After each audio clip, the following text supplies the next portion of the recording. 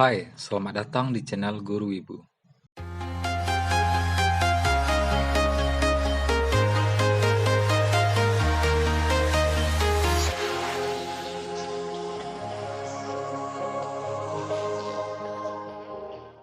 Terima kasih telah mengklik video ini.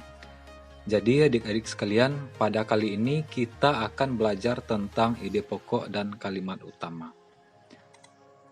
Nah, jadi tujuan pembelajaran kita ada dua. Yang pertama yaitu mampu memahami definisi dari kalimat utama dan ide pokok. Yang kedua, mampu menentukan kalimat utama dan ide pokok pada sebuah paragraf. Nah, langsung saja masuk kepada pengertian dan ciri-ciri dari kalimat utama dan ide pokok. Jadi, kalimat utama itu adalah kalimat yang berisi inti pembicaraan dalam sebuah paragraf. Sedangkan ide pokok itu adalah ide utama atau inti pembahasan dari sebuah paragraf. Sedangkan ciri-ciri dari kalimat utama itu ada 4. Yang pertama, mengandung ide pokok atau permasalahan tertentu. Yang kedua, kalimat utama itu bisa berdiri sendiri, minimal terdiri dari subjek dan predikat. Yang ketiga, memiliki makna yang jelas meskipun tidak dipasangkan dengan kalimat lain. Dan yang terakhir, kalimat utama itu adalah kalimat yang bersifat umum. Nah, masuk kepada ciri-ciri dari ide pokok, ada 3. Yang pertama itu terdapat pada kalimat utama. Yang kedua, bersifat umum. Dan yang terakhir, punya makna yang jelas. Jadi kesimpulannya adik-adik sekalian, kalimat utama itu memuat ide pokok, dan ide pokok itu terletak di kalimat utama. Jadi pada kesimpulannya, kalimat dan ide pokok itu saling berkaitan satu sama lain. Nah, kita masuk kepada teknik menentukan ide pokok. Yang pertama itu baca dan pahami teks dengan baik. Yang kedua, cari tahu apa yang dibicarakan. Dan yang terakhir, tentukan kalimat yang bersifat umum itu. Nah, kalimat yang bersifat umum itu bagaimana? Nah, begini adik-adik sekalian. Kalimat umum itu adalah kalimat yang mempunyai makna yang luas dan tidak spesifik. Contohnya bagaimana? Contohnya gini. Gunung Everest itu adalah tempat yang menyenangkan. Nah, bisa dipahami dari kalimat ini, terlihat maknanya sangat luas dan tidak spesifik. Nah, kalau ada kalimat umum, tentu saja ada kalimat khusus. Nah, kalimat khusus itu adalah kalimat yang mempunyai makna yang spesifik. Contohnya, Gunung Everest memiliki ketinggian 8.848 meter jika diukur dari atas permukaan laut. Nah, bagaimana adik-adik? Sudah mulai paham? Nah, kita masuk kepada slide berikutnya. Kita berlatih dalam menentukan kalimat utama dan ide pokok.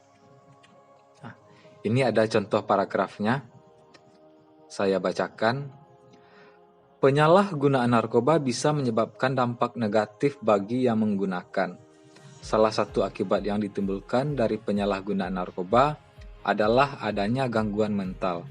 Pengguna bisa mengalami kondisi mental yang membuatnya terlihat seperti orang gila. Narkoba pun jadi pemicu perilaku aneh para pengguna yang bisa merugikan orang lain bahkan diri sendiri. Coba adik-adik sekalian tentukan kalimat utamanya dan serta ide pokok. Kalau belum bertemu, silahkan videonya di pause dulu. Jadi, kalimat utamanya terletak pada awal paragraf adik-adik.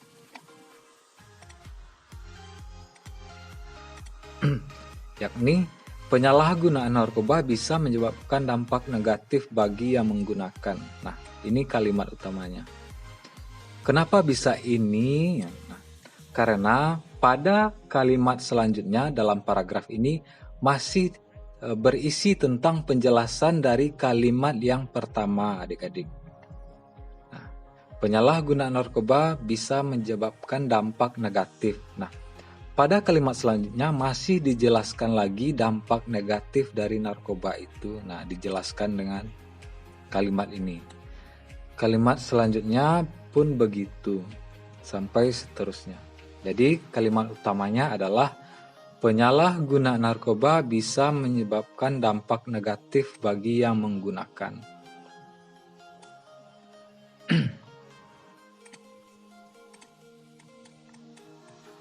Nah, ide pokoknya apa? Nah, jadi ide pokoknya adalah dampak penyalahgunaan narkoba, ataupun bisa dengan dampak negatif dari penyalahgunaan narkoba. Nah, jadi jika kalimat utamanya berada pada awal paragraf, nama paragrafnya adalah paragraf deduktif.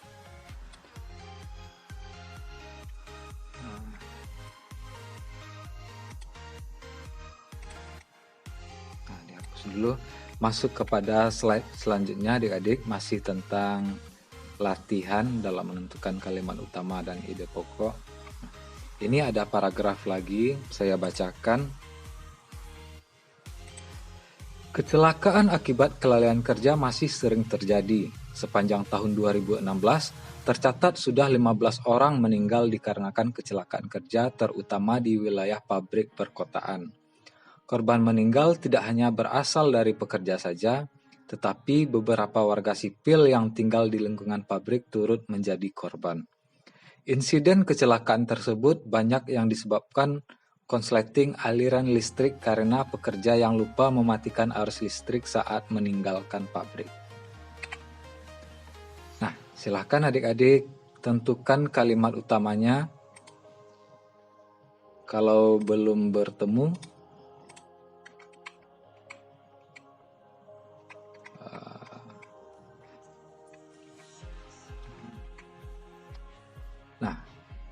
jadi kalimat utamanya ini, adik-adik.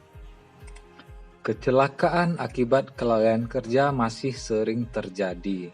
Nah, ini kalimat utamanya. Berada pada awal paragraf. Nah, ide pokoknya apa? Nah, ide pokoknya adalah kecelakaan akibat kelalaian kerja sering terjadi. Bisa dipahami adik-adik?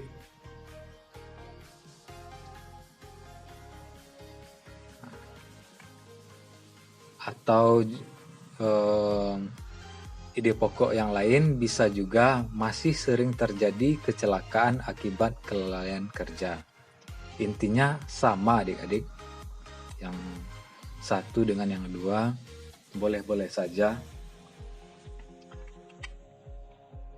Masih dalam paragraf deduktif karena kalimat utamanya berada pada awal paragraf. Lanjut kepada latihan berikutnya. Nah, paragrafnya saya bacakan. Saat ujian semester sudah selesai, nilai murid dievaluasi. Ternyata ada sebagian nilai siswa yang nilainya melebihi standar kelulusan, yakni sebanyak 13 siswa. Sedangkan 9 siswa mendapatkan nilai standar kelulusan dan tidak ada siswa yang mendapatkan nilai di bawah rata-rata. Dengan begitu, bisa dibilang bahwa kegiatan pembelajaran pada sekolah tersebut berhasil. Nah, coba tentukan kalimat utamanya adik-adik. Bagi yang belum bertemu, silakan videonya di pause dulu. Nah, kalimat utamanya adalah ini. Dengan begitu, bisa dibilang bahwa kegiatan pembelajaran pada sekolah tersebut berhasil. Nah, kalimat utamanya berada pada akhir paragraf.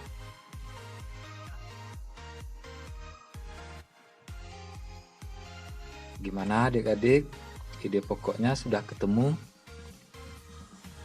Nah, ide pokoknya adalah kegiatan pembelajaran pada sekolah tersebut berhasil.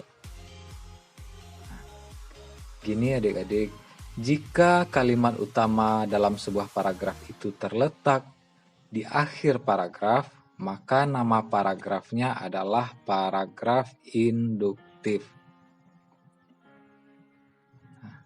Kalau kalimat utamanya terletak pada awal paragraf, nama paragrafnya adalah paragraf deduktif.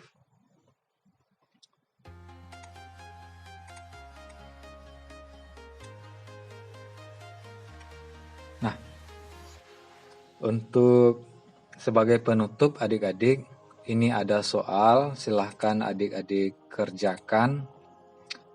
Soal latihan pemahaman konsep. Saya bacakan soalnya. Yang pertama itu, belajar di masa tua membutuhkan usaha yang ekstra karena daya tangkap dimiliki pada masa ini sudah sangat berkurang.